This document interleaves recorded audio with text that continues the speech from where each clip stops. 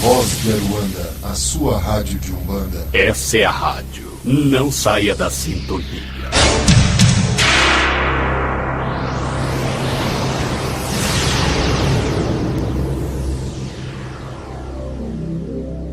Este programa trata-se de uma produção independente, cujo conteúdo é de única e inteira responsabilidade de seus realizadores. Senhoras e senhores, abra sua mente.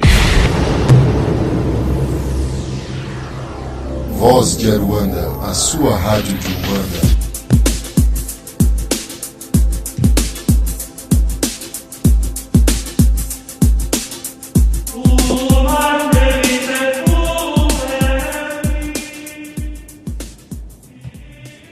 Olá, amigos da Voz de Aruanda, começa agora mais um Voz do Oráculo. E Voz do Oráculo, todo mundo aí já no suspense para saber, é sobre os espíritos, é sobre a importância dos mortos nos cultos afro-brasileiros. Então vamos tentar aqui entender um pouco sobre a importância de Egum, Egungun, Essá e Quiumba, espíritos de modo geral, os mortos, qual é a importância, qual é o lugar deles nos cultos do Candomblé, do Auô, né, do Lessifá, do Lessegungun, na Umbanda, enfim, como é que funciona isso, onde é que eles entram nessa história toda, né? E vamos lá começar. Primeira pergunta que eu tenho aqui, que já foi lançada desde semana passada, antes do programa, né? O programa não pôde entrar semana passada, foi uma pena, mas estamos aqui já agora. Qual é a diferença entre Egum e Egungun? Né? Que foi a minha amigação. Beijo, São, que você tá aí. Ela já se mostrou de novo aí, já tá aí de novo ouvindo a gente aí firme aqui na Voz do Oráculo. É o seguinte, Egum, em Urubá, significa osso, tá? Egungun já é da sociedade de Egungun, da sociedade dos mascarados, certo? Então, Egum significa osso. Serve para todo o tipo de espírito. Morreu, vai virar osso, ou já é osso, né? Ou já foi osso, né? Agora até pó é Egum, entendeu? Na verdade, o nome para quem morreu, né? Seria Oku, né? Oku é cadáver, tá? Oku em Urubá significa cadáver, morto. Qualquer pessoa que morreu é Oku. Só que para nós aqui no Brasil, né, chegou a palavra Egum, porque até para virar Egum, né, não é qualquer um nome, não é qualquer macaco que vira Egum, não. Entendeu como é que é? Qualquer um que morreu é Oku, ou seja, é morto, é cadáver, é morto. Para virar Egum, já tem que ter respeito, já é outra história, tá me entendendo? Tem umas regras muito claras aqui, tá? Na cultura iorubá sobre o que é Egum, Egungun, Essá e tudo mais. Egum seria os espíritos que têm permissão de existir na forma de espírito, entendeu? Porque não são todos que sobrevivem realmente à morte, tá? Aqueles espíritos, né, que morreram e que não tiveram uma vida positiva, né? Ou seja, não agradaram a Deus, não agradaram o Ori, não agradaram o Orixá, não agradaram a nada, né? Não tem, né, serventia para nada, vão ser arrastados diretamente por Oiá e Balé, ou então Exu, diretamente para o Orum Apadi, para a dimensão dos espíritos quebrados, das quebradas, das coisas que, enfim, não tem conserto. Então esses são arrastados diretamente para lá e não tem vínculo com os humanos. Tá? É fim de papo, você não tem o que falar, não tem o que trazer, não tem mensagem, não tem sabedoria, não tem virtude, vai direto para lá, entendeu? É arrastado direto para lá, por quê? Como proteção das entidades vivas, entendeu? Para não ficar aqui poluindo o mundo, trazendo maiores problemas. Então, aí Balé traz o vento dela, o vento da morte, arrasta esse espírito para longe. Os que ficam, os que têm direito de ficar, são chamados de Egum. Esses que ficam é porque tem alguma serventinha, tem alguma mensagem, tá entendendo? Tem alguma sabedoria, tem alguma virtude, entendeu? Então eles são permitidos terem comunicação com os vivos, tá? Então qualquer espírito, qualquer ser que está aqui em forma de espírito é chamado de Egum. E eles podem ser positivos, na maioria das vezes são positivos. Tá? Ou podem ter também os negativos. Os negativos geralmente são apadrinhados pelos adioguns, para não serem arrastados, né, por um apadi ainda, né, ter ainda uma chance de estar aqui na Terra, eles são apadrinhados pelos adiogun. Adiogun são espíritos trevosos, ou espíritos de conflito. Entre eles está a própria morte, Iku, está Arum, doença, está Ofu, perda, está Oxi, pobreza, Ejó, confusão, Ijá, briga, e assim por diante. Correto? Vamos seguindo. Muitos desses espíritos na base dos trevosos são os chamados Kiumba. Kiumba, que é uma palavra do idioma Kibunda, muito usado no culto Angola. Tá? E muito usado também na Umbanda, com a forma de se referir a espíritos trevosos. Quiumbas são esses espíritos, esses eguns trevosos, que foram apadrinhados por Adiogun e são lançados por esses espíritos adioguns, né? E Ku, que são espíritos, são gênios, né? São até, vamos dizer assim, divindades, são muito poderosos, né? Estão a serviço realmente da evolução, ainda que do lado esquerdo, podemos dizer assim, né? Para perturbar as pessoas que ultrapassam a linha, entendeu? Novamente, sempre temos Exu. O Exu é o orixá da justiça, né? Porque é ele que é Olori Adiogun. Exu é o capitão, tá? O Olori, ou seja, o senhor de todos os espíritos Adiogun. Exu é mensageiro de todos os orixás. Exu é aquele que cumpre só as palavras, só as ordens de Olodumare, o Deus Supremo. E Exu é aquele que é senhor, inclusive, dos espíritos trevosos, que cabe a ele, entendeu? Jogar esses espíritos trevosos em cima daqueles que incorrem em erros, ou seja, cometem pecados, né? Aqueles que invocam os espíritos trevosos e por isso merecem ser perturbados por esses espíritos, correto? Então, até os quiumbas estão debaixo da ordem de Exu, permissão ou não de poder atacar os homens. Então, só os incautos, só aqueles que pecam, só aqueles que têm um pezinho na cozinha, um pezinho ali com os adioguns, é que são atormentados por quiumba. Entendeu? Então tem essa história de eu sou uma pessoa boa, maravilhosa, super justa, não cometi nenhum erro, nenhum pecado, sou puro de maré desci e tem um quiumba me perturbando. Então tem um erro aí, tem um problema aí. Exu não erra. Então, Exu também não mente. Então quem está mentindo é você. Você, sem sombra de dúvida, que você tem erro sim, tem dívida sim e está pagando por ela, né? Agora, claro que tem várias maneiras de se resolver essa história, né? Você pode pagar no ouro ou no couro, né? Ou seja, você pode fazer e substituir, né, essa dívida por todos os anos de perturbação e perdas e prejuízos que você teria com a influência desse quiumba, né, por um ebó, que Exu, se permitir, veja bem, se você tiver, né, a possibilidade ainda de receber a graça do atendimento, da atenção de Exu em cima dessa história, entendeu? Se não, não adianta você ir no jogo de búzios, não adianta você ir no Exu, não adianta você ir na vovó, em lugar nenhum, porque se você não for nem merecedor disso, você vai ter que pagar realmente ali no couro e não tem conversa, também porque a sua dívida realmente é grande e você não tem esse merecimento. É muito importante deixar bem claro que a graça não é para quem precisa, porque precisar, debaixo do Olodumare, até os orixás precisam, então todos precisam, excetuando, obviamente, o Olodumare, até Exu precisa, entendeu? A graça é para quem merece. A gente não dá medalha para quem precisa da medalha. A gente dá medalha para quem mereceu, para quem chegou em primeiro lugar. Entendeu? Então, novamente, na lei divina é exatamente assim. Entendeu como é que é? Só quem tem merecimento recebe. Precisar, muito obrigado, todos precisam, vai continuar precisando. Se não fizer por merecer, vai continuar precisando. Então, eu lamento, só estou dizendo, informando qual é a lei.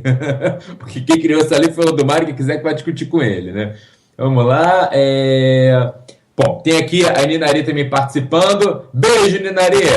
Como é que tá a magia aí? Muito quente? Ela tá dizendo assim, babá, tem espírito egum mulher, ou são as agés? Me explica, ok? Vamos lá, exatamente. Bom, vamos lá. Egum, todo mundo morreu, é Oku. Se teve chance de continuar vivendo como espírito, de permanecer aqui no Aie como espírito, é Egum. E nós temos Egum masculino, Egum feminino, porque morrem homens, morrem mulheres, obviamente, né? Então é o seguinte, homens, eu costumo dizer assim, morreu é homem, vai para a sociedade Egungum. Ela mandando beijocas. Beijo, Lady Mary. É o seguinte, seria homem Egungun e mulher Adé. Não funciona bem assim não, entendeu? Sabemos o seguinte, espírito homem, ele é regido pela divindade Oro. Oro é a divindade que rege os espíritos masculinos. Inclusive uma divindade justiceira. Né? Existia a gruta de Oro e os homens, as pessoas que incorriam em crimes, né?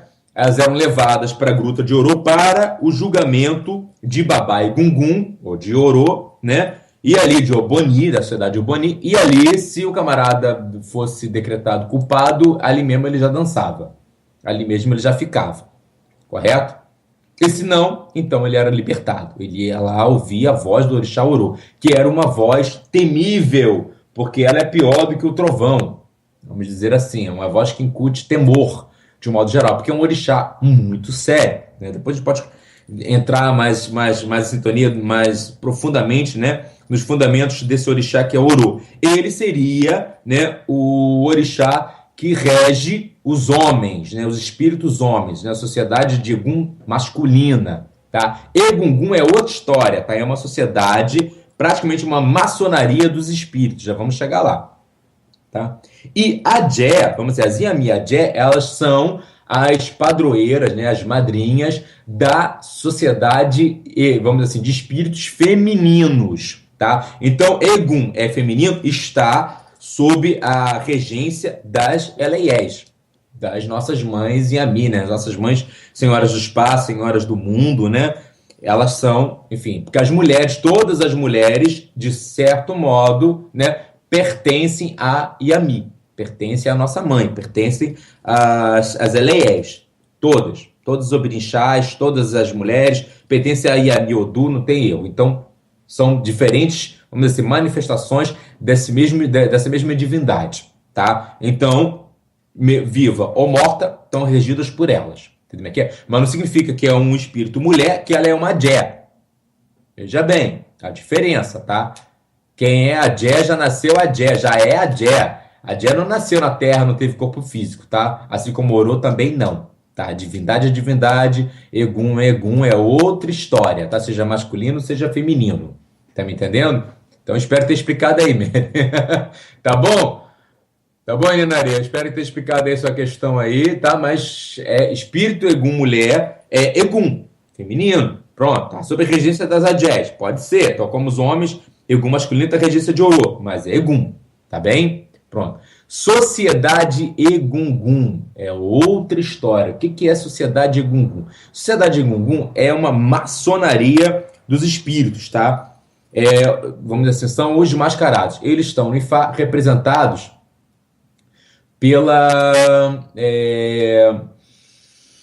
pelos patriarcas.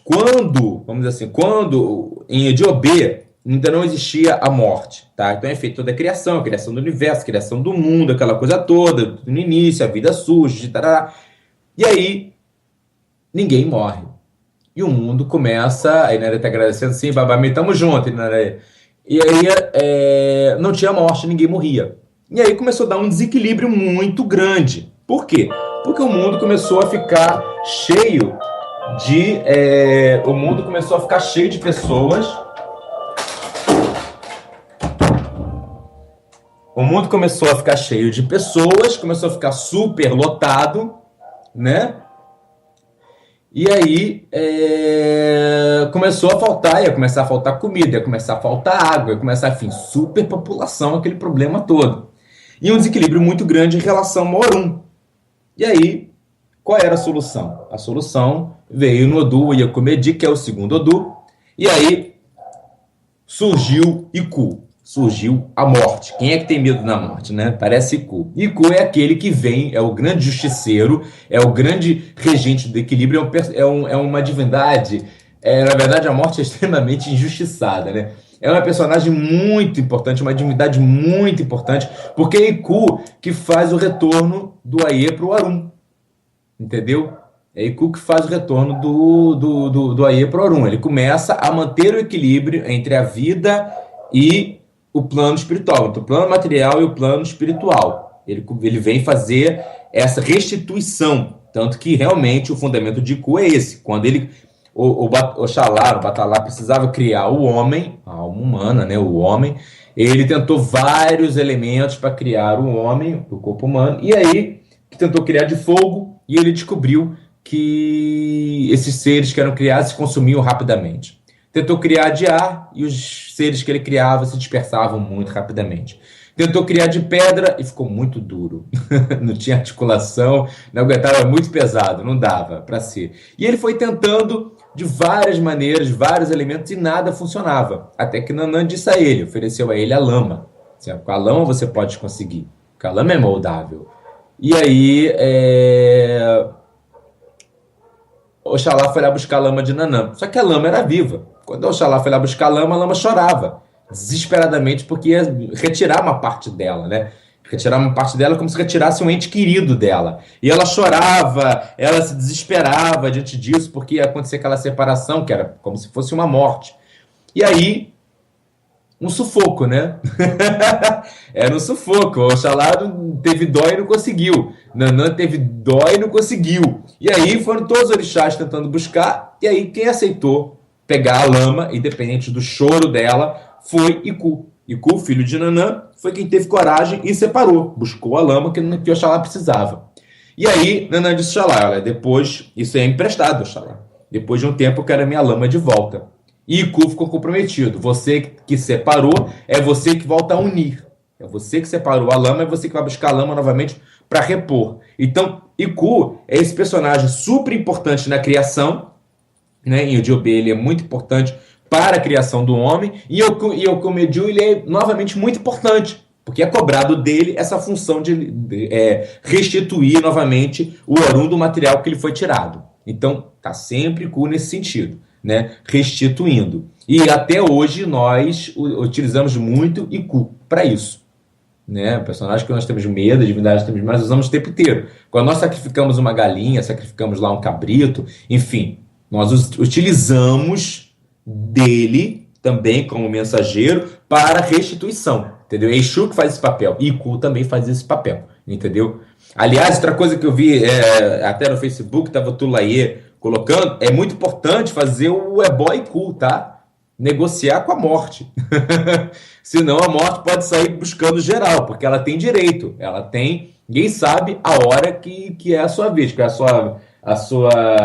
o seu número da senha, tá? Na chamada que a morte vai fazer. Mas, para garantir, vamos dizer assim, que você só vá realmente na hora certa, no momento realmente escolhido, é importante o seu sacerdote fazer o Ebó Iku. E outra coisa, né? Tá no Itan, inclusive do Ifá. A morte não é porque ela vem buscar uma pessoa que ela precisa especificamente estar somente naquela pessoa. Entendeu?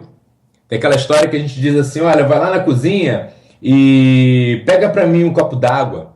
E aí a pessoa vai lá na cozinha, né? Já foi mandado ir pra lá, já que eu tô na cozinha, pega um copo d'água. E aí já que eu tô na cozinha, vou pegar um biscoitinho aqui também na despensa. E vou pegar um pouquinho de leite, botar no copo e tomar também, não é verdade? Iku também tem esse direito, entendeu? Ela vem aqui no Aie buscar uma pessoa, mas de repente ela se encanta por uma e por outra, e ela tem direito de levar junto. Então por isso que muitas vezes acontece aquela morte de penca na mesma família. Morreu um, daqui a pouco quando você vê, morreram dois, morreram três, morreram quatro. Foi todo mundo junto, na mesma leva? Iku. Para não acontecer isso, veja bem, quem tem que ir, chegou a hora da senha, né, da chamada, não tem jeito, o único que consegue alterar isso, realmente, o único que consegue é o Urumilá, tá? O Urumilá é a única divindade, o único orixá que pode mudar o dia da morte de uma pessoa. Ele tem acordo com o Iku. Se quiser também depois eu entro nesse tanto, explico isso para vocês, mas ele tem acordo com o Iku. Ele é o único que pode mudar o dia da morte de uma pessoa. Então, mesmo quando o Iku vem com a lista certinha, ele de meio tá batendo, eu tô fora, babá, ui. É verdade, fica de olho que eu tô falando aqui. Tá querendo ficar de fora, então presta atenção aí na história.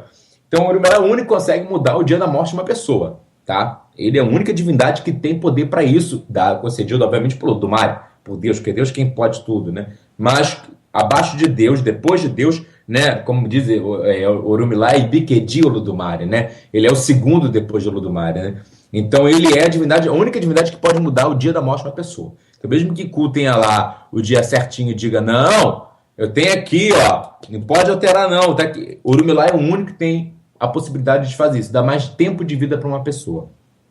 Pronto. Independente disso, nós podemos lutar com o Iku para que Iku não tire a vida da pessoa antes, tá? Eu vou dizer isso também, tá no Odu Oyakumedi, né? Que é o segundo Odu de Fá, essa tragédia que aconteceu com a morte. A morte, quando ela veio buscar os homens para restituir a lama, né? Foi decretado então que deveria haver um tempo de vida e depois as pessoas deveriam morrer, né? Até mesmo para manter o equilíbrio entre o Aie e o Arum, o plano material e o plano espiritual. Iku gostou muito da carne humana. Iku adorou a carne humana. Da mesma maneira como Exu adora galo, adora cabrito, Iku adora carne humana. Iku mais gosta de comer se você está entre um galo, um cabrito e um homem, ela quer comer o homem. Ela gosta da carne humana. Iku é essa história. Então, Iku adorou e aí se viciou, né? Aí Iku vinha e não era um, nem dois, nem três, aí Iku fazia aquela chacina, né? Levava logo uns 100 com ele e todo dia Iku descia pra terra e vamos comer mais, e vamos comer mais, e vamos... E aí começou a virar uma mortandade só. Tudo bem que o mundo estava já lotado, que realmente precisava fazer uma limpeza, ali, precisava baixar um pouco a população. Mas Iku exagerou. Iku perdeu o controle, ficou igual um drogadito, ficou viciada, ficou... assim, aficionada na carne humana. E Iku saiu matando geral. E aí começou a virar um descontrole. Os humanos não tinham como se defender de Iku, né? E aí foram recorrer ao Urumilá. E aí o Urumilá disse, não, realmente temos que dar um equilíbrio nessa história. Iku está exagerando. E aí Urumilá saiu do Ekumedi e disse, olha, temos que pegar os Ewós de Iku. Vai se defender da morte com os Ewós dela. E como saber os Ewós da morte? Quem sabia os Ewós, né, os tabus, né, que a morte não poderia infringir, para não quebrar o próprio axé, era Arum, a doença, que era a sua esposa. A esposa da morte, né, a doença, Arum, era aquela que conhecia os Ewós do marido. E aí Urumilá negociou com Arum o que ela queria, né, porque para Arum também não interessava que a morte comesse todo mundo, porque senão ia acabar a comida dela também, né? Que ela tinha que manter pessoas vivas, ainda que doentes, né? E aí, Arum entregou os Ewós da morte. E aí falou lá, os Ewós, entre eles, né? O frango vivo, entre outros fundamentos, que agora não importa. E aí foi com isso que o Urumilá, né, e a humanidade conseguiram passar a se defender da morte, né? Eles fizeram lá um ebó e a morte, quando viu que os humanos eram capazes de comer, o que poderiam manter e sabiam dos Ewós, né? A morte fugiu da terra, né? Em outro Itã, Exu venceu, né, Iku e roubou de Iku o Kumon, que é o bastão que ele usa para matar, né? E aí,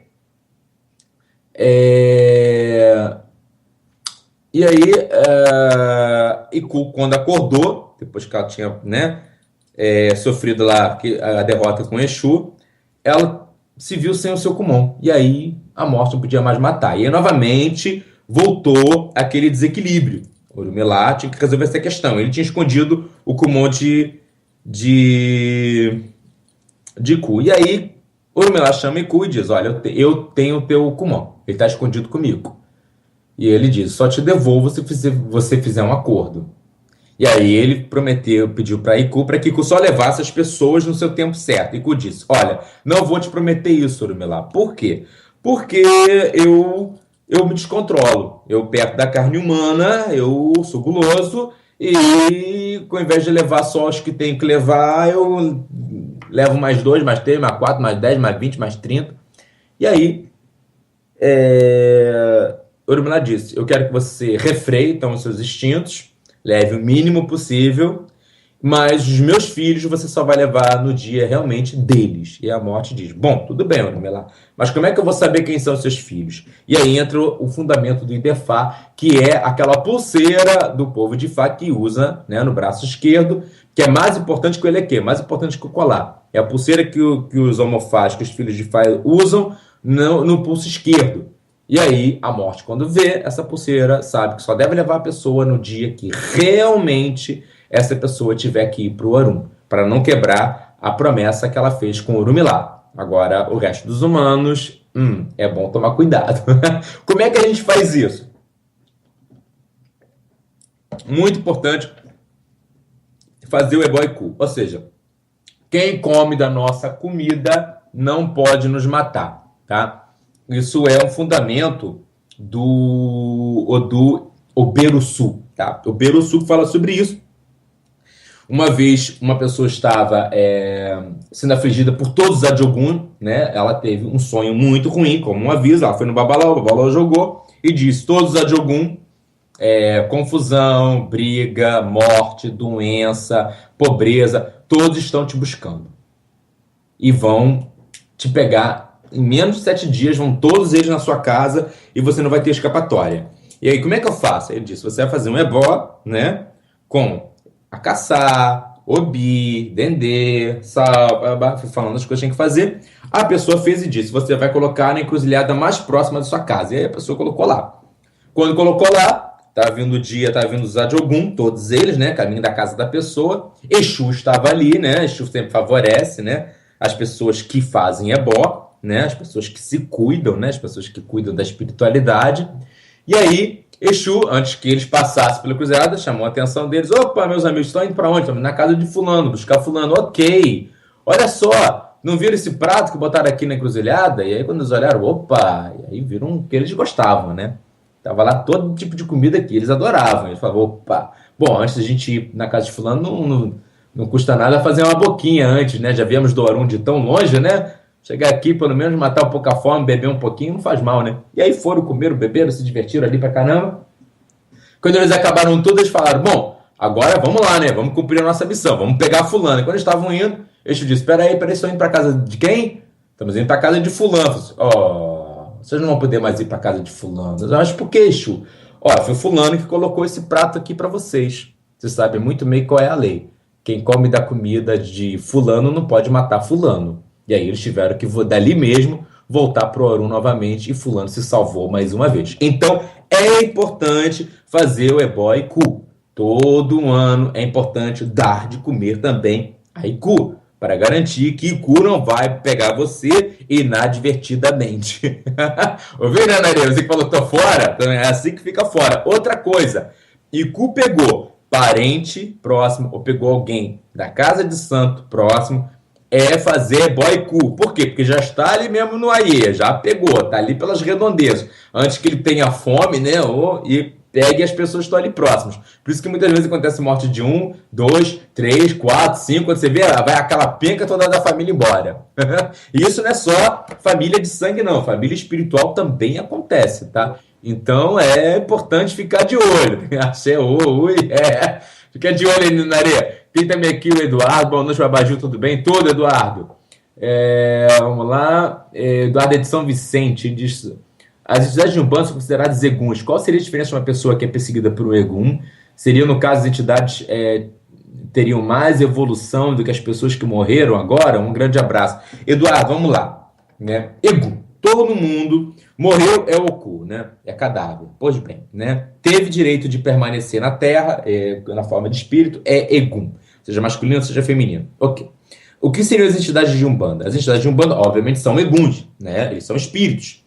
Todos eles até mesmo dizem, tiveram corpo físico, tiveram uma vida física. Então, são espíritos. Não tem erro, tá? Só que acontece, qual é a diferença desses espíritos para outro? Presta bem atenção. Eu ia entrar nessa sociedade Egungun, já ia falar, né? E temos que falar também do Zessá. Os espíritos de Umbanda são eguns extremamente iluminados, não tenha dúvida, tá? Tanto que a gente chama eles de encantados, porque foram pessoas que, alguns deles nem sequer morreram, né? Se encantaram, né? Simplesmente desapareceram, né? Foram arrebatados do plano material, vamos dizer assim, né? Mas não importa, são espíritos que estão vivendo agora em planos espirituais muito diferentes, entendeu? Então nós temos, por exemplo, espíritos da Jurema que vivem na terra da Jurema, que vivem no reino de Vajucá, que vivem no reino das águas cristalinas, que vivem em planos espirituais muito elevados, entendeu? Que é muito elevados. Então, qual é a diferença toda? Uma pessoa que acabou de morrer agora, que ainda que seja Egum, tenha o direito de permanecer aqui na Terra e tenha tido, obviamente, aí tem alguma sabedoria, tem alguma virtude e tudo mais, não vai se comparar, por exemplo, com um espírito como, por exemplo, Zé Pilintra, como, por exemplo, Maria Padilha, como, por exemplo, Vovó Catarina, que são espíritos extremamente iluminados. Muito pelo contrário, provavelmente esse espírito, se realmente for um espírito de grande sabedoria, de grande luz, e tiver, né, conseguir a graça da evolução paralela, ou seja, não precisar reencarnar, né, poder ter oferecimento por parte de um orixá, ou de um babá, vamos dizer assim, né, para o patriarca, para poder seguir a evolução nessa linha não mais reencarnatória, ou seja, poder seguir como espírito iluminando e fazendo boas ações iluminando, vai acabar de ser ingressado numa dessas correntes. Então ela pode se tornar, ela é menos que Vovó Catarina, obviamente, mas ela pode ser, né, apadrinhada pela corrente de Vovó Catarina e daqui a pouco ela ser uma Vovó Catarina, entendeu? Obviamente quando ela chegar lá, né, até lá ela vai trabalhar como assistente da Vovó Catarina. Então, cada coisa, vamos dizer assim, né, em todas as sociedades, todas as irmandades, ninguém chega agora e senta no ônibus, né, na janela do ônibus, né? Chegou a ficar em pé um tempo no corredor, depois vai sentar mais do lado do corredor, até que vai poder chegar, né, a sentar ali do lado da janela, né? Então, cada um no seu tempo, cada um na sua evolução, né? De Bababá e Fatumbi, gostando muito de suas explicações, Axé Tchechu, Equalé. Equalé, babá, Qualé, tchau, olá. Muito obrigado pela presença. Estamos aqui. Então é isso, viu, o Eduardo? Obviamente que são eguns. Egum, teve corpo físico, né? Teve uma vez uma vida, corpo físico, morreu, é espírito, é egum. Só que são eguns muito diferentes. Eu até arriscaria que é uma forma de egungun, tá? Egungun, o que é? Uma sociedade de espíritos, tá? De patriarcas. Porque quando começou a ver, do Ecumedi começou então a existir a morte, né? Vem um outro Odu que fala da criação da sociedade Egungun, né? E aí o que aconteceu? Diz o Itam que tinha um fazendeiro chamado de Alapinim. Alapinim tinha 3 filhos. E um dia Alapinim, que era fazendeiro, que era agricultor, ele tinha muito tempo, tinha uns compromissos para cumprir lá na cidade. E aí ele não tinha como fazer, né, a colheita dos inhames e tudo mais. Ele diz para os 3 filhos, fazerem a colheita dos inhames para ele. Mas ele diz, não me colham os inhames verdes, que é um tipo de inhame que é venenoso. Ele fala, não me colham inhames verdes, não misture com os inhames bons e muito menos como os inhames verdes. E os filhos, ok, pai, foram para lá. Só que os filhos não eram tão conhecedores, né, da agricultura como o pai. E aí os meninos lá, com meio daqueles inhames todos, acabaram comendo também inhames verdes, tiveram muita sede, beberam água e morreram. Quando Alapinim chega em casa, se dá conta que os filhos não haviam chegado, já era muito tarde, ele estranha e ele vai lá. Ele corre atrás para saber onde é que estão os filhos, o que aconteceu com os filhos. Quando ele chega lá, ele encontra os 3 filhos mortos. Aí o desespero de Alapinim, né? De repente ele perdeu todos os filhos dele. Perdeu os 3 filhos dele. Ele fica completamente desesperado. E aí ele vai, né? Enterra os filhos, mas continua com muita saudade dos filhos, muito desesperado. E aí ele vai para o Orumilá, né? Ele vai consultar Babalaô para saber o que fazer com isso. E aí o Orumilá, quando joga isso para ele pegar, fazer um preceito, fazer lá um ebó e esperar 17 dias. No 17º dia, ele deveria pegar uma vara de Atori e pegar tecido e outras coisas mais, e então invocar os filhos. Então os filhos iriam aparecer para ele. E ele entrega, obviamente, o ebó para Onibodê Orum, né? Que é o porteiro que divide, né, o céu da terra, o plano espiritual do plano material, porque é ele que tem que liberar o espírito para poder voltar para a terra. E aí ele faz isso, no 7º dia ele vai lá, Lapinim vai lá e invoca os filhos com a vara de Atori, e os filhos aparecem para ele. Só que os filhos aparecem muito estranhos, porque os filhos estão mortos, já não aparecem mais com aquela mesma figura, parecem diferentes, muito estranhos. O pai fica extremamente feliz de ter de novo os filhos junto com ele, né? De poder conversar com os filhos, de poder estar com os filhos novamente.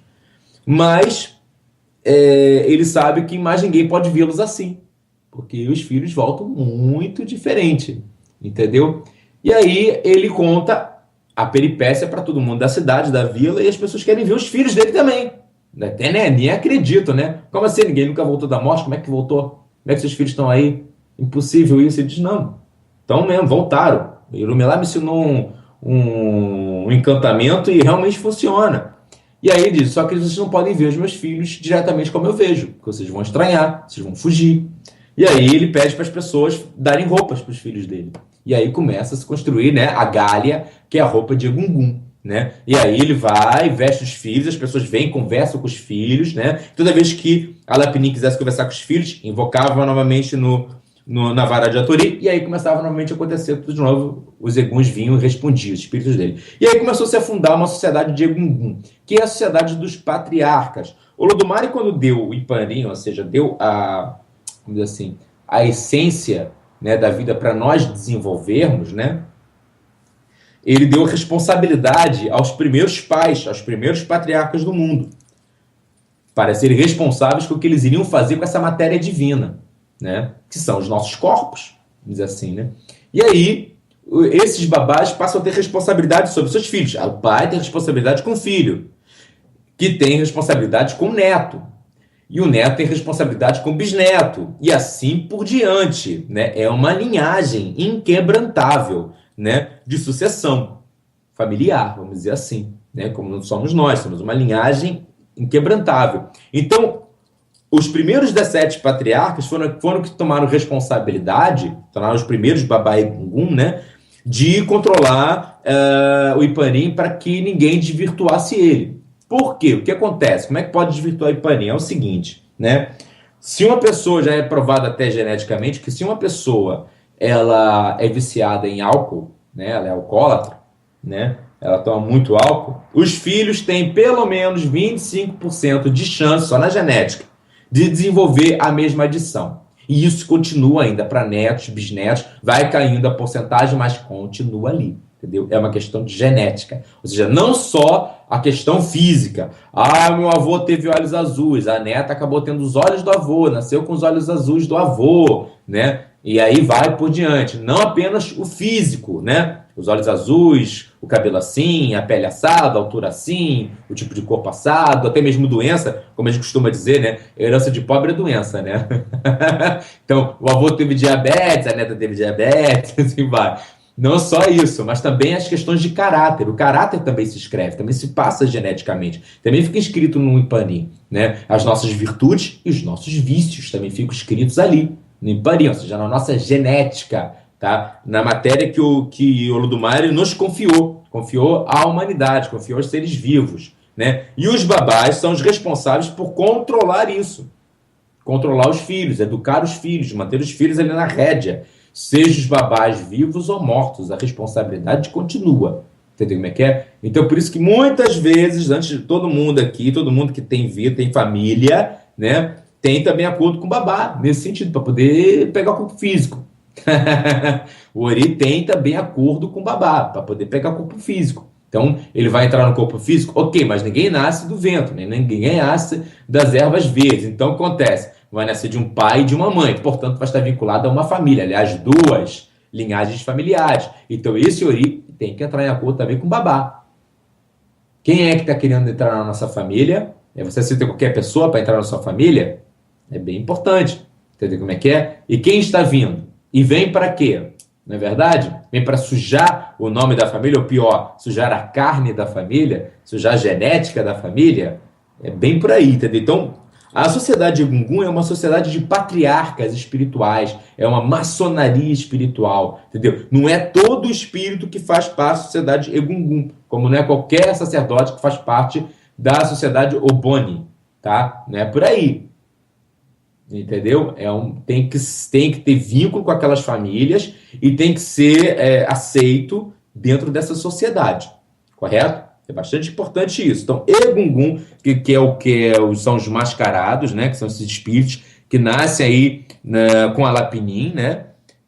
Com a Galha, com a roupa, é uma sociedade de espíritos extremamente avançados, é uma maçonaria espiritual de espíritos extremamente avançados, correto? Então, já temos a diferença de Egum e Egungun, entendeu?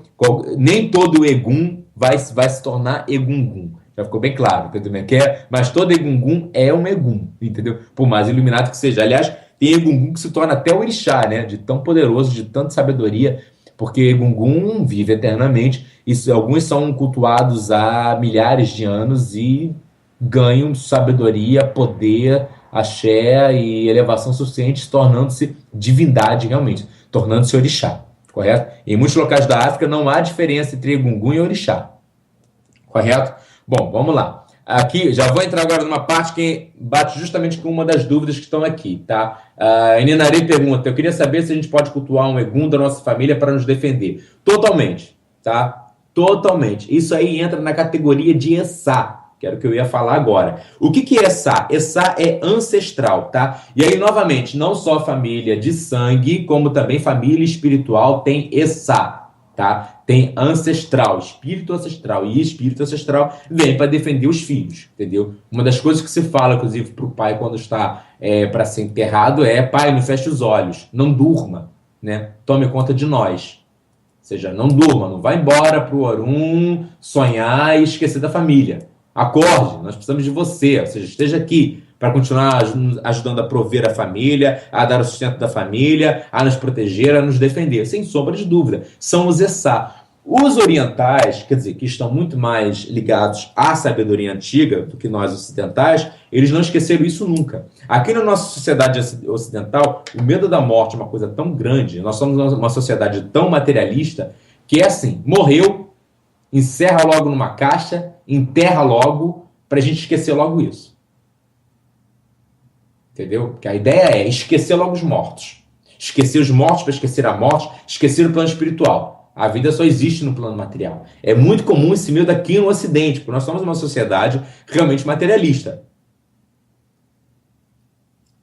E, erroneamente, todo mundo começou a falar: Egum, tudo virou Egum, qualquer coisa, Egum, e Egum é negativo. Tem um Egum na sua vida. Tem mais de um. Certeza que tem mais de um na sua vida. Entendeu? Se você tem avós mortos, bisavós, tem gente aí. Se você já tem mãe, pai morto, tem mais gente ainda. Tem irmão, mais gente ainda. Filho, tem mais gente ainda. Com certeza tem muito Egum perto da sua vida aí. Entendeu como é que é? Então essa ideia de que Egum é negativo, Egum é mal, alto lá, não são todos os Eguns. Entendeu? É muito importante isso para ver. Entendeu? Não são todos Eguns. Então, Egum é espírito. Aliás, para ser Egum já tem que ter, né, algum mérito. Entendeu? Exceto aqueles que são apadrinhados pelos Adjogum. Bom, aí que entra aquela história, vamos denominar Quiumba, né? Espíritos negativos, espíritos ruins, que são usados por esses Adjoguns extremamente negativos. E que só atormenta quem deve a eles. Não tenha dúvida disso. Quem deve a eles, não só a Quiumba, mas que deve a morte, que deve a doença, que deve a pobreza, que deve a ira, que deve, né, a esses espíritos negativos. Só quem cometeu pecados, vícios, né, que tem dívidas espirituais, que vão ser atormentados pelos Quiumba. Então, Egum é espírito. E os Essá são extremamente importantes, tá? São espíritos realmente para proteger a família. Então, os orientais já têm aquela ideia de manter os espíritos. Obviamente, como já diz o Feng Shui, né? Você não bota fotos de vivos junto com fotos de mortos. Por quê? Porque a energia de morte de uma pessoa, por mais que ela seja querida e queira proteger, se estiver muito junto, como já passou pela mazela da morte, ela pode, né, trazer essa mazela para os vivos. E aí não é bom. Não é verdade? Então há leis em relação a essa proximidade. Então, mas é muito importante você manter viva a memória dos seus mortos de família. É muito importante. Os orientais sabem disso. Obviamente não misturando fotos de gente viva com fotos de gente morta. As fotos dos mortos você guarda em álbuns, exceto a foto dos seus ancestrais. Pai, avô, bisavô, aqueles que são muito importantes para sua família. E isso você pode manter também expostos em lugar de honra. Você expõe para homenagear, não junto de fotos de vivos. E lá, de preferência, você vai colocar a sua vela, você vai colocar para iluminar, você vai fazer orações, você vai botar lá comida, vai colocar lá incenso, cada um com as suas devidas crenças, vai alimentar esses espíritos, porque também você não vai manter essa aqui na Terra sem nada, né? Da mesma forma que a gente morre de fome, essa também, para se manter aqui nesse plano, ele precisa ser alimentado. E ser alimentado com reza, ser alimentado com atenção, ser alimentado com água, ser alimentado com incenso, com vela, sei lá o que for, mas tem que ser alimentado com amor. Entendeu? Você não pode manter uma pessoa presa e não dar amor a essa pessoa. Entendeu? O espírito também vai se ressentir. Aí você vai ter um espírito faminto, né? E ele vai começar sim a perturbar a sua vida. Vai começar a mostrar sinais de que uma coisa não está bem, que algo está doente. É aquele espírito que está ali na sua casa, na sua vida presente, que está doente. Porque não está recebendo a atenção, não está recebendo o alimento que ele precisava receber. Isso, e aí, nesse caso, não é só Egum não, tá? Não é só Essa não. Orixá também. Então, quem tem lá o seu Ibá Orixá, assentou, não precisa nem ser feito Orixá. Quem assentou Orixá e passa mais de mês sem olhar para a cara do Ibá, bom, lamento, mas seu Orixá está passando fome. E já que ele tem um pé ali e está preso ali, ele vai começar a demonstrar que as coisas não estão bem, que tem uma energia doente. E essa energia doente na sua vida vai começar a trazer problemas. Vai começar a trazer doença, desentendimento, desarmonia, pobreza, perda. E aí vai começar, minha vida... Aí tem uns que ficam mais revoltados ainda. Então eu não quero mais saber nada do meu Orixá, porque está acontecendo tudo de ruim na sua vida e vai acontecer ainda muito pior. E daí é para baixo. Então é muito importante você manter responsabilidade. Primeira responsabilidade, você não tenha dúvida, é com essa.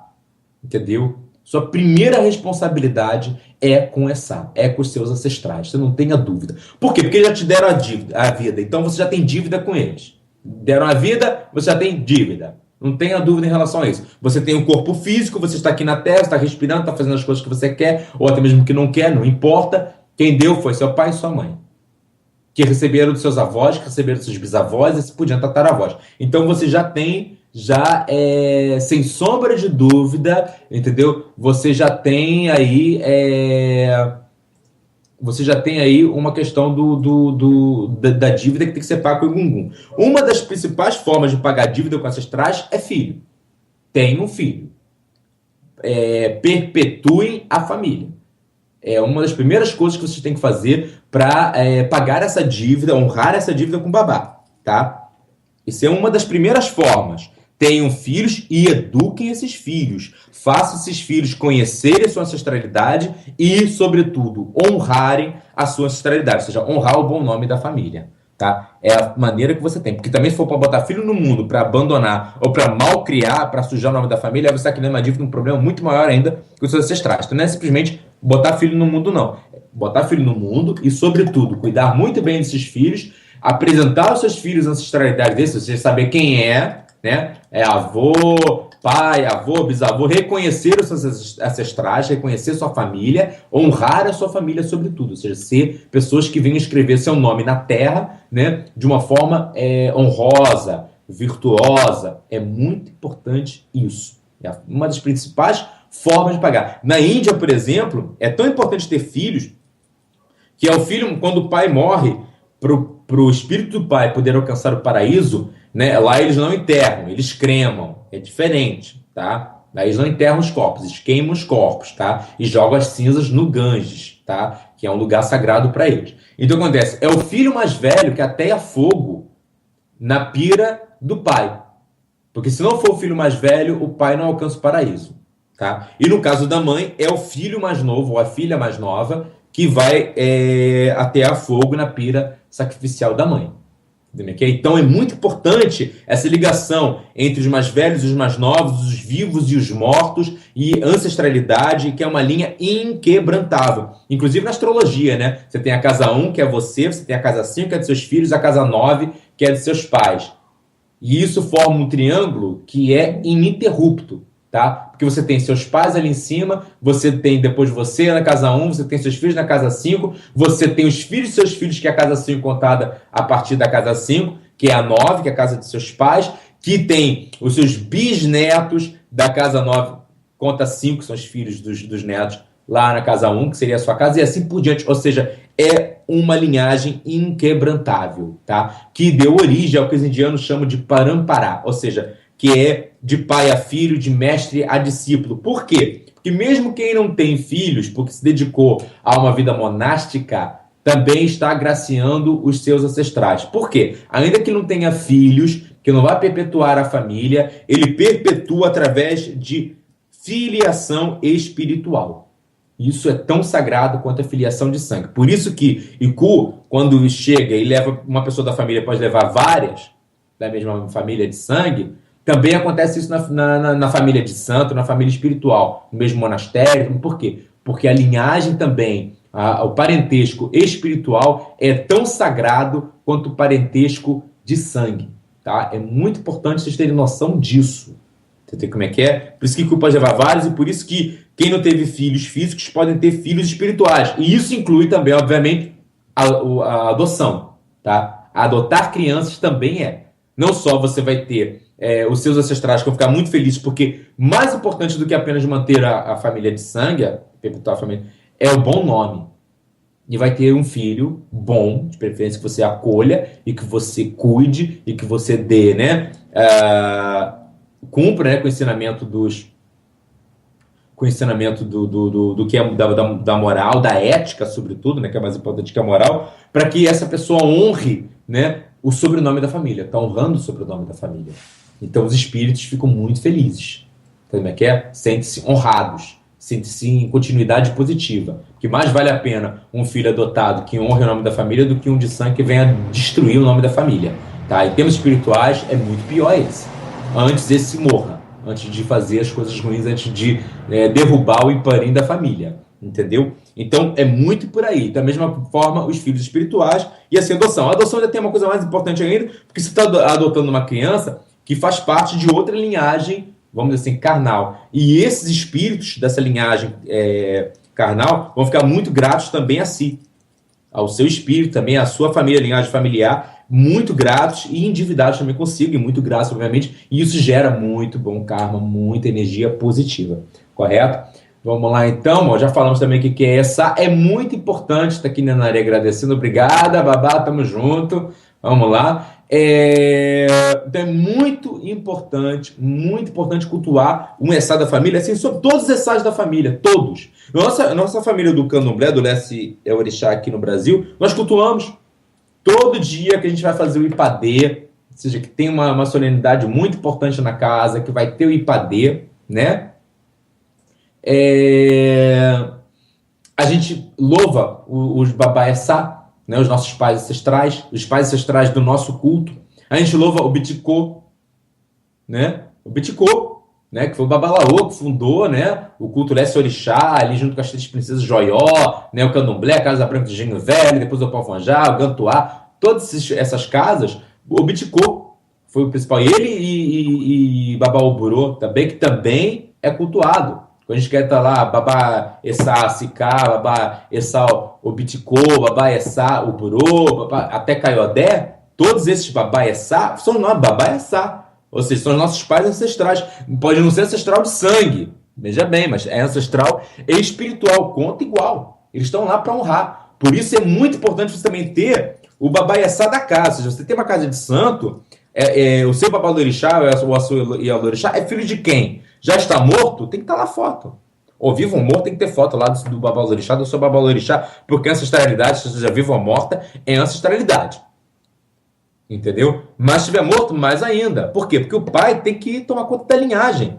Nós precisamos dessa proteção espiritual, sim. Não só na nossa família carnal, mas na nossa família de sangue também. Entendeu?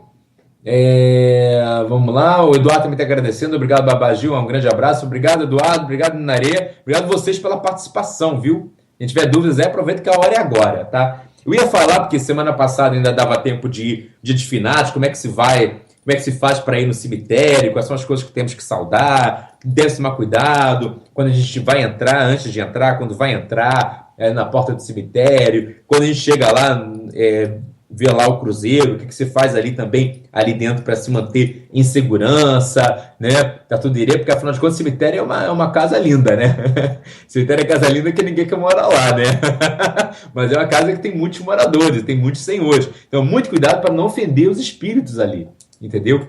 Porque o cemitério que é a chamada calunga pequena, que é muito importante falar, né? Que é diferente da calunga grande, para quem não sabe, é o mar. O oceano é a calunga grande e os cemitérios são calungas pequenas. Por quê? Porque o mar foi onde a vida começou. E a vida vai terminar lá também. E é onde tudo se transforma. E é o que mantém a vida. E o cemitério é a mesma coisa. Lá é onde a vida termina e é onde a vida começa e é onde a vida se renova. Porque o corpo, enquanto ele vai se decompondo, na verdade, ele vai criando vida, né? Vida dos fungos, né? Que vão transformar aquele corpo em outra coisa, que vai gerar vida. E que vai gerar vida na Terra, que vai gerar outras vidas e que vai voltar para a vida. Não é verdade? É aquele fungo que vai entrar na planta, que vai entrar na raiz, que vai entrar na planta, que é a planta que vai ser comida por um animal, o animal que a gente vai comer. Entendeu? E assim por diante. É o grande ciclo da vida. Entendeu? Já estamos sugerindo aqui até temas para o nosso programa. Pode deixar que eu falo. Estou em dívida já com esse tema aqui. Falando isso, beijo para a Alessandra, viu, Alessandra? Beijo. Deve estar ligado aí na gente também aí. Gisele, com certeza, tá desde o início aí. Aliás, desde antes do início já estava a Gisele também. Beijo, Gisele. Tudo de bom para você. Ela tá até brigando. Olha, que se tiver aí consulta, me atende. Depois disso, brincadeira. Olha, que tem de pedido que acontece antes do programa entrar, não tá no gibi. Às vezes, durante a semana eu ficam me pedindo, mas eu só quem está realmente que presente e ligado, tá? Falar nisso, já tá o programa chegando na hora de terminar e eu já tenho aqui já a pessoa que eu vou atender, que é a primeira pessoa, Tainá da Silva. Vamos lá, Tainá da Silva, que é do Rio de Janeiro, né? E a Tainá, ela tá com problema, parece que na barriga, tá muito preocupada, que tá com problema na barriga. Então, concentra daí, Tainá, que eu vou dar uma olhadinha. Eduardo aqui perguntando quais são as diferenças da calunga grande do mar, a calunga pequena. Eu já vou chegar aí, já volto pro assunto rapidinho. Deixa eu jogar aqui pra gente ver bem rapidamente, né? É o seguinte, concentra, força, 1 segundo.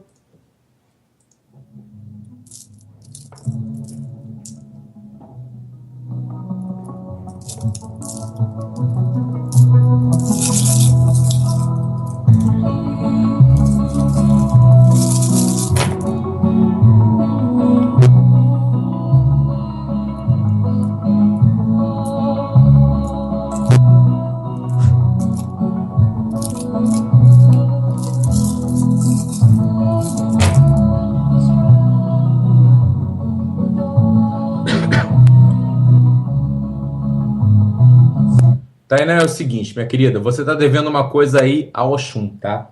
O Oxum tá te cobrando, tá? Vem logo de cara aqui Oxum respondendo e Oxum respondendo por base de cobrança. Tá me entendendo? É o seguinte, você pode, de começo, fazer uma coisinha que eu vou te indicar aqui, mas o que você deve fazer mesmo é cuidar de Oxum, tá? Você vai ter que dar bori e cuidar de Oxum.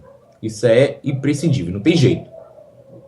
Entendeu? Mas você pode oferecer para remediar por enquanto, tá?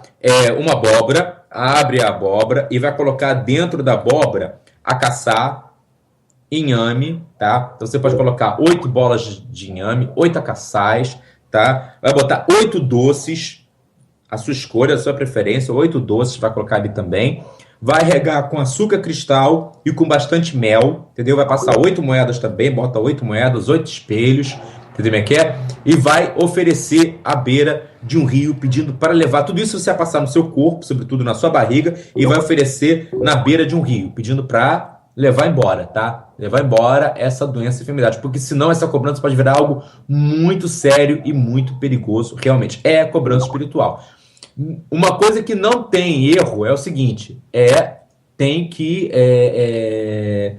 dar bori, viu, Tainá? Tem dar bori, isso aí, mais tarde, como você pode ver, vai ter que dar bori, vai ter que cortar para Oxum, vai ter que oferecer IPC para as Eleiés, vai ter que fazer ritual completo Ebel-Orum, entendeu? Tem coisa muito séria aí para ver, tá? A Tainá tá falando aqui, axé, e pode deixar, então, ó, vou deixar, tá? Vai ter aqui o programa, depois a Paula também grava, bota aí no Facebook, quiser olhar depois repetido, para ver tudo que eu recomendei aqui, pode olhar, tá? Mas é muito importante que faça isso agora, que é para refrescar, mas tem que depois cuidar isso a sério, não tem problema. A questão é, a Tainá toma muito cuidado agora com essa coisa toda da solidão, da insegurança, ela anda muito insegura, com muito medo da relação dela, de se afundar, e ela toma muito cuidado para ela mesma não botar a coisa para perder. Ela tem que ter muita segurança, muita confiança no taco dela, tá? Esse mês de novembro as coisas andaram meio instáveis, entendeu? E a pessoa ela tá andando com muito medo, tá muito desanimada, entendeu? Ela toma muito cuidado com isso, com esse desânimo, com esse medo todo. É o seguinte, quem tem medo não sai da barriga da mãe. Saiu da barriga da mãe, caiu pro mundo, amigo meu que diz isso, Zé Pilintra.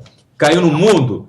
Então, minha filha, não tem volta, não tem caminho, não tem medo, não tem churumela. Entendeu? Caiu no mundo, tem que ter coragem para enfrentar tudo. Botou a cabeça para fora ali, então já deu a cara a tapa. Então tem que sair para aí, sabe? Apanha e bate, bate e apanha, ela vai seguindo adiante. Entendeu como é que é? Então nada de medo, que é o pior de tudo. Fica tranquila que já em dezembro as coisas melhoram, tá? Um entendimento maior, mas tem que regar o quê? Tem que prezar pelo entendimento, tá? Nada de ficar... Tá? Pode deixar que eu rezo, Tainá. Vou rezar por você aqui, tá bom? Tem umas coisas que bem importantes para colocar. 2014 vai ser um ano melhor, tá? Mas é muito importante cultuar Xangô, sobretudo 2014, hein? E não esqueça de cultuar o Oxum, tá? Tem aqui também a Débora que está perguntando do Vitor. O Vitor parece que ganhou um presente aqui e ela está com medo desse presente ser algo meio chumbado, meio complicado aqui. Então, ó, Débora, concentra daí, viu? Vamos lá também, vamos ver seu caso aí. Vamos lá, rápido, porque eu tenho que voltar para Egungun aqui, que o tema é Egungun.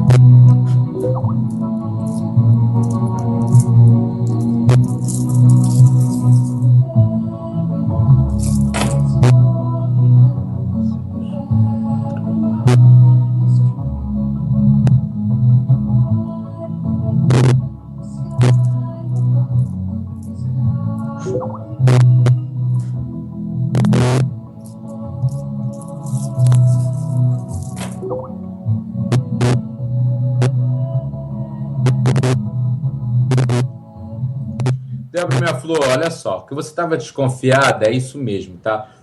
Primeiro apresenta aqui que realmente, vamos dizer assim, realmente tem magia nessa história, tá? O jogo já começou apresentando o quê? Apresentando que foi um ato de sorte, e realmente ganhar esse presente foi um ato de muita sorte, realmente. Só que também tem uma intenção aí por trás? Tem, a coisa não foi dada pura, tá? A coisa não foi dada pura e é muito importante fazer um ebó Exu para resolver essa história, entendeu? Como é que é? Realmente que você anda desconfiada aí, Débora, tem toda a razão, entendeu como é que é? Então é isso, vamos continuar nosso papo aqui com o Egungun, né? Beijos, Alessandra, tá aí presente também, manda beijos aí. Deixa eu ver aqui, Eduardo quer saber a diferença de entidade que vem da Calunga Grande e da Calunga Pequena, do cemitério. Muita diferença, né, Eduardo? Né? Muita diferença. As entidades que vêm da Calunga Pequena, elas estão em franco atividade de transformação. Tá? Elas trabalham realmente com a transformação, entendeu? Ou seja, elas recebem lá os corpos, junto com os corpos vêm os espíritos e vem uma grande missão, uma missão muito importante, junto com os orixás que também estão ali presentes, né? Que é encaminhar os espíritos para o local certo, né? Dar os primeiros passos para esse espírito, para ir para o lugar certo, e também começar a transformação desse corpo. E o corpo não é apenas o corpo é muito importante. Por quê? Porque o axé de cada coisa que compõe o corpo deve ser encaminhado para o seu devido lugar. O axé da cabeça, o axé do pé, o axé do peito, o axé do coração, tudo isso, né? Vamos dizer assim, não acaba simplesmente na questão não acaba simplesmente na questão do matar a galinha, né? A gente vai lá, sacrifica a galinha, depois que sacrifica a galinha, vai para onde? Vai para a cozinha. E aí começa, tira a pena, tira isso, tira aquilo, separa o coração, separa não sei o que, separa daquilo. Isso aqui vai para tal lugar, isso aqui vai transformar, fazer assim e vai para outro. Então, tudo isso é transformação. Até a galinha simplesmente desaparecer dali, não é verdade?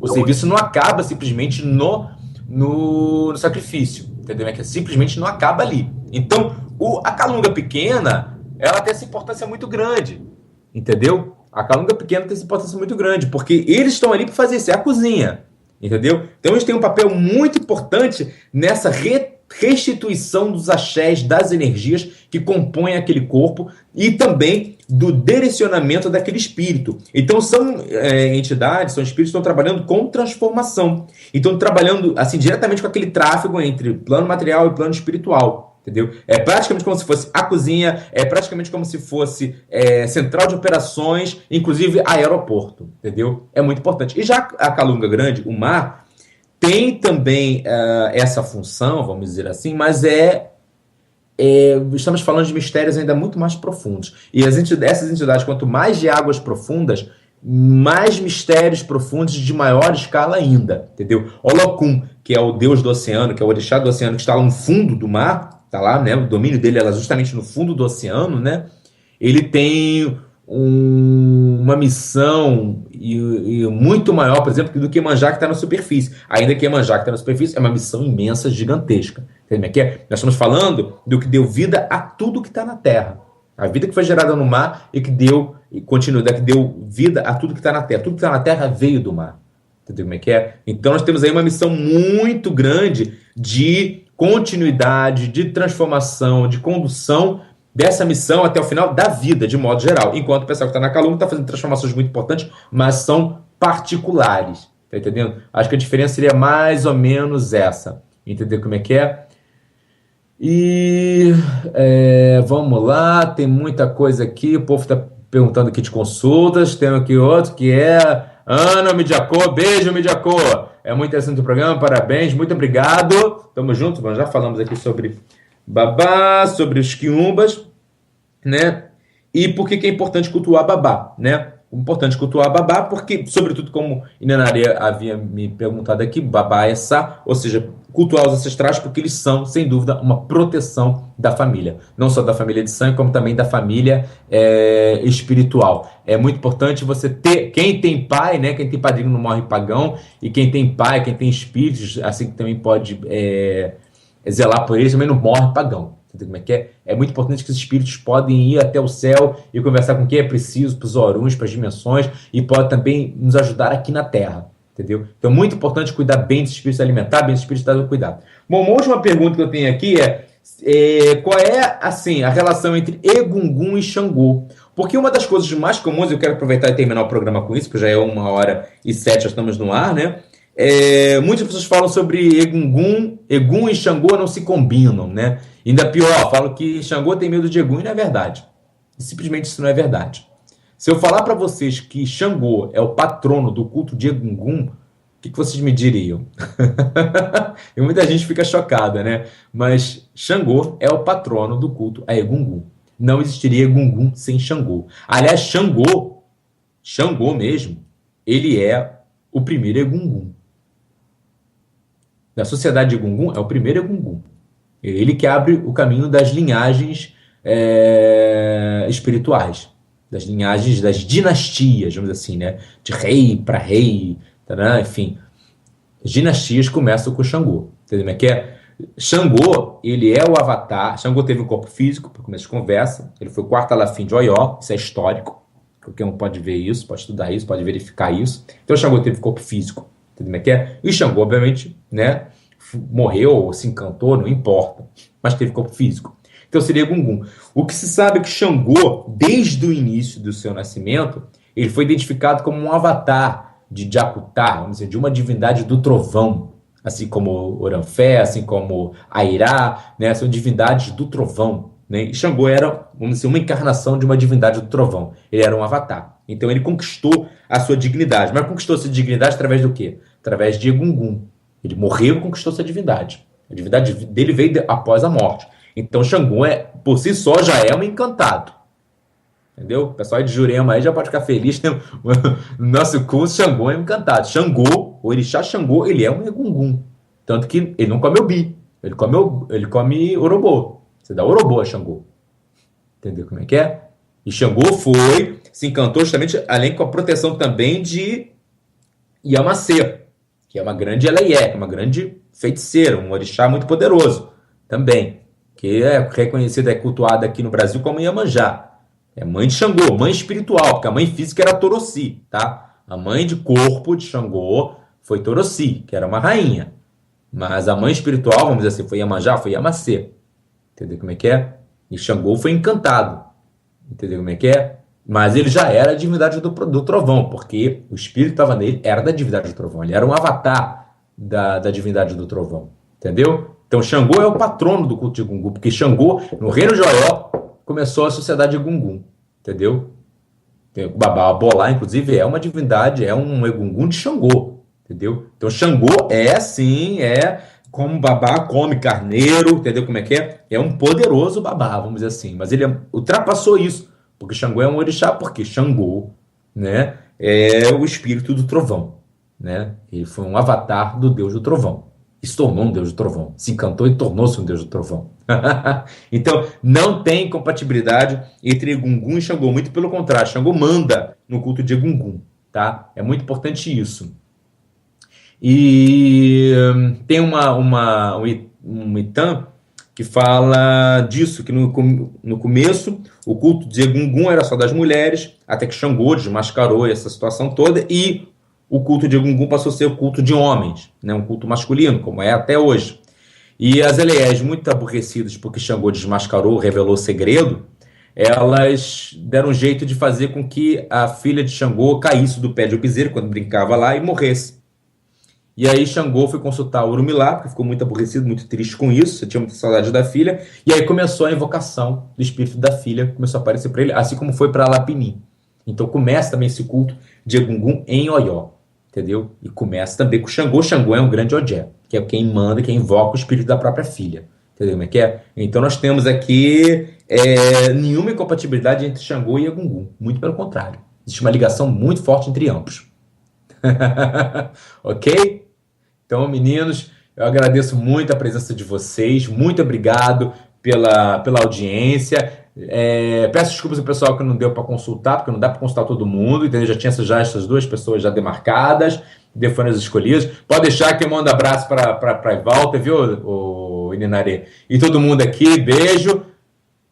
Até a próxima semana. E o tema, eu acho que vai ser, como sugeriram aqui, e a Alessandra vai gostar muito, vamos falar sobre a Jurema Sagrada. Vamos falar sobre a Jurema Preta, o povo da Jurema, o povo encantado. Vamos ver que a gente consegue falar um pouquinho sobre isso, que eu consigo falar para vocês dessa religião tão sagrada e tão importante, que delineia tanto a Umbanda e todos os cultos afro-brasileiros. Tá bom? Até a próxima semana. Muito obrigado pela presença de vocês. Até lá. Voz de Aruanda, a sua rádio de Umbanda. Essa é a rádio. Não saia da sintonia.